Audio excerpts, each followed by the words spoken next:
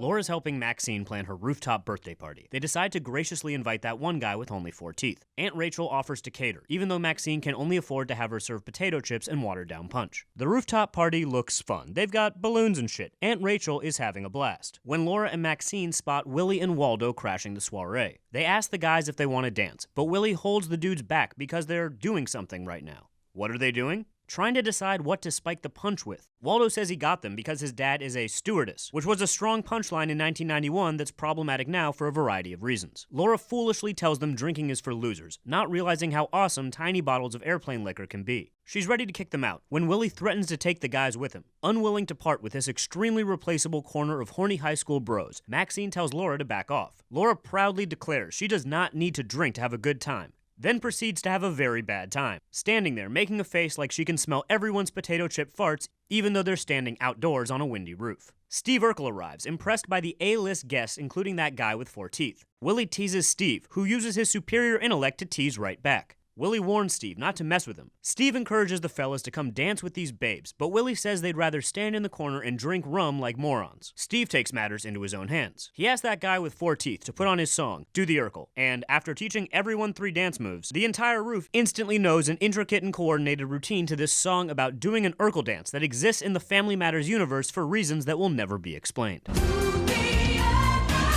Willie's pissed that Steve has his own song and dance and decides to get back at him with a secretly spiked cup of punch. Steve gets absolutely sauced right away, toe up, and Laura realizes something's up because Steve is never this cool. Waldo reveals they spiked Steve's punch. Saucy Steve heads over to the ledge to do the Urkel once again, only this time he's not quite as successful and his drunk ass falls off the goddamn roof. Miraculously, Steve catches the corner of a ledge and doesn't die. Aunt Rachel springs into action and climbs down a ladder to save this wasted nerd. Aunt Rachel tightrope walks to Steve's rescue, even though she admits to never having tightrope walked before. Apparently this roof is magic, and it helps people learn complicated stuff super fast. Rachel saves Steve, who, if he knew had to be Urkel for another 7 seasons, would have probably preferred to plunge to his death. The cops arrive, and even though Willie and Waldo are in the process of getting arrested because they accidentally snitched on themselves, Laura decides to scream at them about how not cool and dangerous their behavior was. And the next day, Steve is so hungover that Carl makes him his signature hangover cure. And it works. Then instantly makes Steve shit. He just runs out the room yelling about how bad he has to take a dump.